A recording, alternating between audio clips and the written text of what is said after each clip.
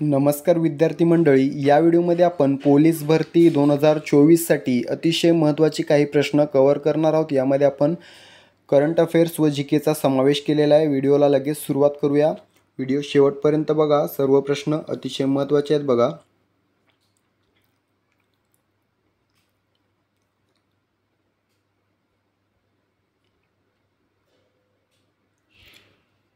या ठिकाणी बघा, पहिला प्रश्न आहे, भारतात राष्ट्रीय बालिका दिन केव्हा साजरा केला जातो?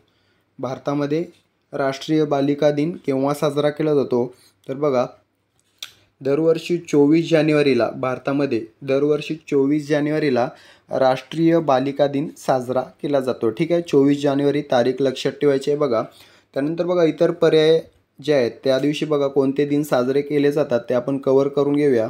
तर बघा मित्रांनो, 13 फेब्रुवारीला बघा, 13 फेब्रुवारीला भारतामध्ये राष्ट्रीय महिला दिवस साजरा केला जातो। बघा, राष्ट्रीय महिला दिवस हा मित्रांनो, तुम्ही सांगाल 8 मार्च, तर बघा 8 मार्चला जागतिक महिला दिन साजरा केला जातो 8 मार्चला।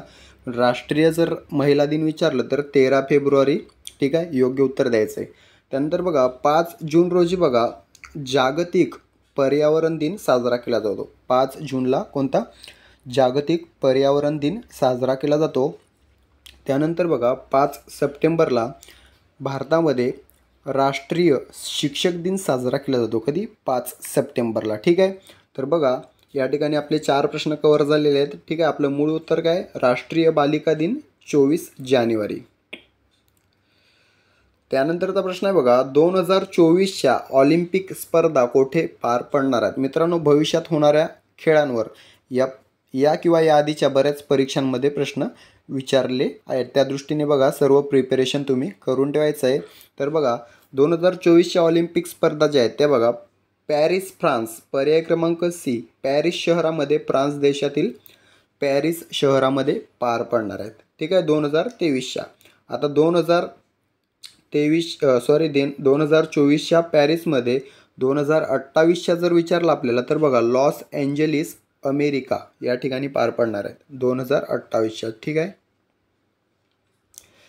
लॉस एंजेलिस अमेरिका नाव लक्षात ठेवायचं आहे, विचारलं जाऊ शकते। त्यानंतर बघा येणारा जो T20 वर्ल्ड कप आहे, क्रिकेट T20 वर्ल्ड कप, तो बघा अमेरिका आणि वेस्ट इंडिज या दोन्ही देशांमध्ये खेळवण्यात येणार आहे। ठीक आहे, हा पण लक्षात ठेवायचा आहे पॉईंट।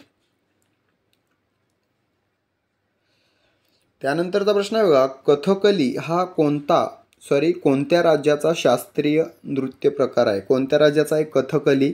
तर मित्रांनो केरळ, पर्याय क्रमांक बी, केरळ या ठिकाणी योग्य उत्तर असणार आहे। कथकली हा केरळ या राज्याचा शास्त्रीय नृत्य प्रकार आहे। ठीक आहे, आता कथकली आणि कथक हे दोन वेगळे नृत्य प्रकार आहेत बघा, कथकली आणि कथक। काही विद्यार्थी कथक असली तरी केरळ योग्य उत्तर देऊन टाकतात बघा। कथक जर विचारलं तर उत्तर प्रदेश उत्तर द्यायचं आहे, कथक। ठीक आहे, आणि कथकली जर विचारलं तर केरळ हे योग्य उत्तर द्यायचं आहे। आता तामिळनाडूमधील एक विचारला जातो बघा, तर भरतनाट्यम लक्षात ठेवायचं आहे। भरतनाट्यम हा नृत्य प्रकार तामिळनाडू या राज्यातील प्रसिद्ध आहे। ठीक आहे, ओडिसामधील ओडिसी विचारलेला आहे याआधी बऱ्याच वेळेला, ओडिसी लक्षात ठेवायचं आहे। आपलं मूळ उत्तर काय? कथकली, केरळ। त्यानंतर प्रश्न आहे, जगातील सर्वात खोल गर्ता कोणत्या महासागरात आहे? तर कोणत्या महासागरात आहे मित्रांनो? पॅसिफिक महासागरामध्ये आहे। पर्याय क्रमांक डी, पॅसिफिक महासागर हे योग्य उत्तर असणार आहे बघा। जगातील सर्वात खोल गर्ता पॅसिफिक महासागरामध्ये आहे। गर्तेचं नाव काय आहे? तर मरियाना असं नाव आहे गर्तेचं। ही जगातील सर्वात खोल गर्त आहे जी पॅसिफिक महासागरामध्ये। ठीक आहे, आता मित्रांनो हिची खोली पण विचारली जाऊ शकते। ठीक आहे, तर 11 किलोमीटर, सुमारे 11 किलोमीटर एवढी खोल ही गर्त आहे। ठीक आहे, हा पण मुद्दा लक्षात ठेवायचा आहे। 11 किलोमीटर हा महत्त्वाचा फॅक्ट आहे। ठीक आहे, याच्यावर प्रश्न विचारला जाऊ शकतो। त्यानंतर प्रश्न आहे बघा, भारताची राज्यघटना संविधान सभेने खालीलपैकी कोणत्या दिवशी स्वीकृत केली, अंमलात आली? वेगवेगळे प्रश्न आहेत। ठीक आहे, आता बघा या ठिकाणी स्वीकृत कधी केलेली आहे तर 26 नोव्हेंबर 1949ला स्वीकृत केलेले आहे संविधान सभेने, 26 नोव्हेंबर 1949ला. ठीक आहे. आता अंमलात कधी आलेले आहे तर बघा 26 जानेवारी 1950ला अंमलात आलेली आहे घटना आपली. ठीक आहे. 26 जानेवारी 1950 स्वीकृत झालेले आहे. 26 नोव्हेंबर 1949 अंमलात आलेले 26 जानेवारी 1950. त्यानंतर बघा 9 डिसेंबर 1946ला बघा संविधान सभेची पहिली बैठक पार पडली होती. याच्यावर प्रश्न विचारलेला आहे. संविधान सभेची पहिली बैठक केव्हा पार पडली तर 9 डिसेंबर 1946ला पार पडली. ठीक आहे. आपलं मूळ उत्तर आहे भारताची राज्यघटना स्वीकृत झाली 26 नोव्हेंबर 1949ला. त्यानंतर प्रश्न आहे बघा खालीलपैकी कोणत्या राज्यातून कर्कवृत्त किंवा प्रश्नामध्ये कर्कवृत्त न लिहिता बघा ट्रॉपिक ऑफ कॅन्सर असं पण विचारलं जाऊ शकते. तर कोणाला समजणार नाही प्रश्न म्हणून आपण ऑप्शनला या ठिकाणी कौसामध्ये देऊन ठेवलेलं बघा. कर्कवृत्त किंवा ट्रॉपिक ऑफ कॅन्सर कोणत्या राज्यामधून जात नाही मित्रांनो? एकूण 8 राज्यामधून जाते बघा.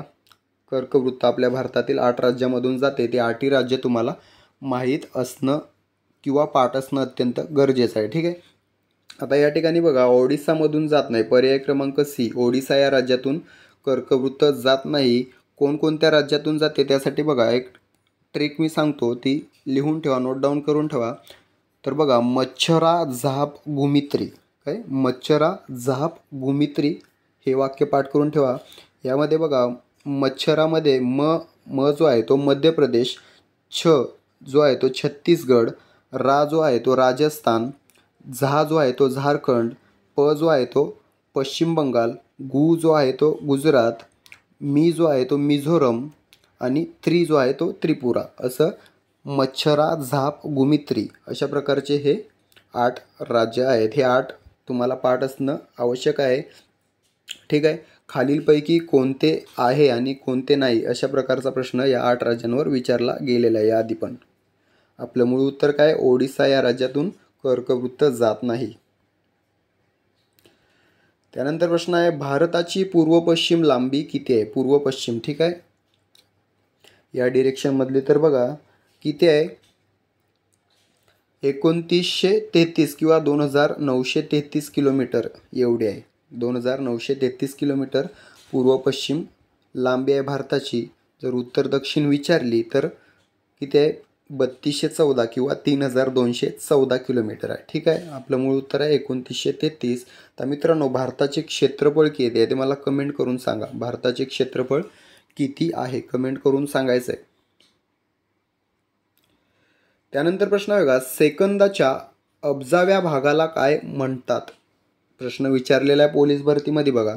अब्जाव्या भागाला काय म्हटलं जातं तर नॅनो सेकंद म्हटलं जातं. Nano second. ठीक आहे. Nano second. आता मायक्रो सेकंद बघा दशलक्षव्या भागाला.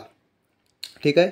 दशलक्षव्या भागाला मायक्रो सेकंद म्हटलं जातं. अब्जाव्या भागाला नॅनो सेकंद म्हटलं जातं. या दोघांचं उत्तर तुम्ही पाठ करून ठेवा. याच्यावरमध्ये प्रश्न विचारला जाऊ शकतो. ठीक आहे. परत सांगतो बघा दशलक्षव्या भागाला मायक्रो सेकंद आणि अब्जाव्या भागाला नॅनो सेकंद.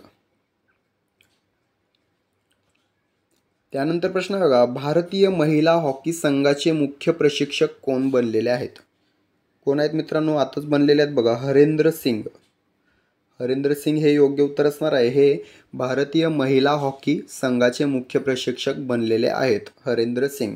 आता या ठिकाणी महिला झालं. पुरुषाचे जर विचारले तर बघा क्रेग फुलटन हे भारतीय पुरुष हॉकी संघाचे प्रशिक्षक आहेत मुख्य. ठीक आहे. क्रेग फुलटन ही दोन्ही नावं लक्षात ठेवायची आहे. संबंधित प्रश्न क्रिकेटशी देखील विचारला जाऊ शकतो. तर बघा क्रिकेटबद्दल विचारलं तर राहुल द्रविड हे नाव लक्षात ठेवायचं आहे. ठीक आहे. राहुल द्रविड हे भारताचे सध्याचे मुख्य प्रशिक्षक आहेत पुरुष टीमचे. ठीक आहे. तर महिला टीमचे कोण आहेत ते तुम्ही मला कमेंट करून सांगायचं आहे. क्रिकेटच्या महिला टीमचे मुख्य प्रशिक्षक कोण आहेत? त्यानंतर प्रश्न आहे बघा रबर वृक्ष खालीलपैकी कोणत्या वृक्ष प्रकारात मोडतो? रबर हा वृक्ष कोणत्या तर बघा टॉपिकल एव्हरग्रीन हे योग्य उत्तर असणार आहे. टॉपिकल एव्हरग्रीन या वृक्ष प्रकारामध्ये मोडतो रबर हा वृक्ष, ठीक आहे. त्यानंतरचा प्रश्न आहे, संगणकाच्या मुख्य मेमरीला आणखी काय म्हटले जाते? काय म्हटले जाते मित्रांनो? तर बघा, प्रायमरी मेमरी हे योग्य उत्तर असणार आहे. पर्याय क्रमांक बी, प्रायमरी मेमरी असं म्हटलं जातं संगणकाच्या मुख्य मेमरीला. त्यानंतर अतिशय महत्त्वाचा प्रश्न बघा, शिवाजी महाराजांवर प्रत्येक पेपरला प्रश्न असतात 1 ते 2. छत्रपती शिवाजी महाराजांनी सुरतवर कोणत्या वर्षी स्वारी केली? ठीक आहे, कोणत्या वर्षी केलेली आहे बघा, 2 वेळा केलेली आहे. पहिली जी केली ती बघा 1664ला केली होती आणि दुसरी केली होती 1670ला. तर त्यानुसार बघा आपला पर्याय क्रमांक डी योग्य उत्तर असणार आहे. पहिली स्वारी 1664 म्हणजेच 5 जानेवारी 1664ला केली. दुसरी स्वारी 3 ऑक्टोबर 1670ला केली. अशा प्रकारे 2 स्वाऱ्या छत्रपती शिवाजी महाराजांनी सुरतवर केलेल्या आहेत. वर्ष लक्षात ठेवायचं आहे 1664 1670. शिवरायांवर एक प्रश्न विचारला जातो, राज्याभिषेक कोणत्या वर्षी झाला? तर 1674ला त्यांचा राज्याभिषेक झालेला रायगडावर गागाभट्ट यांनी केलेला आहे, ठीक आहे. याच्यावर देखील प्रश्न विचारण्यात आलेला आहे. त्यानंतर प्रश्न आहे, हिपॅटायटिस बी आणि सी प्रकरणांमध्ये भारत जगात कितव्या स्थानी आहे? मित्रांनो, WHO अलीकडेच हिपॅटायटिस बी आणि सी बद्दल काही जगातील देशांची यादी जाहीर केली आहे. त्यामध्ये बघा भारत आपला जो आहे तो 2ऱ्या स्थानावर आहे. हिपॅटायटिस बी आणि सी प्रकरणांमध्ये भारत जगात कितव्या स्थानी आहे? 2ऱ्या. पहिल्या स्थानी आहे बघा चीन, चायना हा पहिल्या क्रमांकावर आहे. 2ऱ्या क्रमांकावर आपला भारत आहे.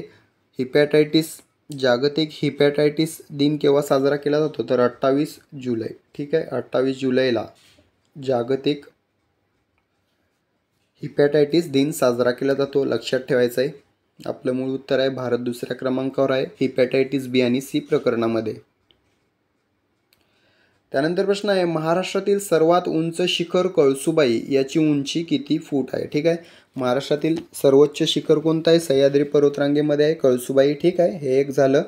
तर याची उंची बघा नेहमी मीटरमध्ये विचारली जाते, तर सर्वांना माहीत आहे 1646 मीटर एवढी या शिखराची उंची आहे. आता ही फुटामध्ये आपल्याला सांगायची आहे, ठीक आहे. 5400 फूट एवढी उंची आहे कळसुबाई या शिखराची, ठीक आहे. 5400 फूट. मित्रांनो, कळसुबाई हे शिखर कोणत्या जिल्ह्यामध्ये विचारलं तर बघा अहमदनगर या जिल्ह्यामध्ये आहे. महाराष्ट्रातील एव्हरेस्ट असं या शिखराला म्हटलं जातं, ठीक आहे. त्यानंतर प्रश्न आहे, सौर मालिकेतील ग्रहांच्या उपग्रहांपैकी सर्वात मोठा उपग्रह कोणता? ठीक आहे. तर मित्रांनो, गॅनिमेड हा बघा सर्वात मोठा उपग्रह आहे. जे काही ग्रहांचे उपग्रह आहेत त्यामध्ये सर्वात मोठा उपग्रह हा गॅनिमेड आहे, ठीक आहे. गॅनिमेड हा कोणत्या ग्रहाचा उपग्रह आहे असा सेपरेट प्रश्न विचारला जाऊ शकतो. तर बघा गुरु या ग्रहाचा उपग्रह आहे. गॅनिमेड हा सर्व उपग्रहांमध्ये सर्वात मोठा उपग्रह आहे, ठीक आहे. टायटन कोणत्या ग्रहाचा आहे? शनी या ग्रहाचा उपग्रह आहे टायटन.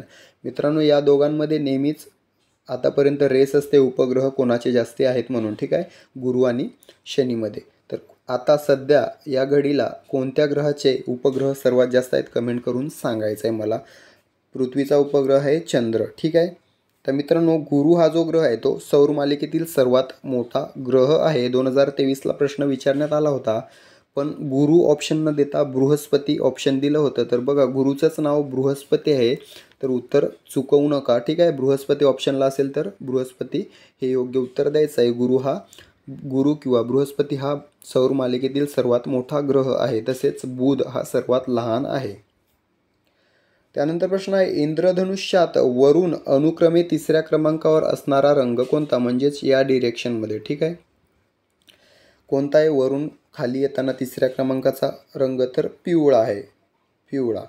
पिवळा हा रंग 3ऱ्या क्रमांकाचा आहे. पहिल्या क्रमांकावर आहे लाल, 2ऱ्या क्रमांकावर आहे नारंगी, 3ऱ्या क्रमांकावर आहे पिवळा, 4थ्या क्रमांकावर आहे हिरवा, 5व्या क्रमांकावर आहे निळा, 6व्या क्रमांकावर आहे पारवा आणि 7व्या क्रमांकावर आहे जांभळा, ठीक आहे.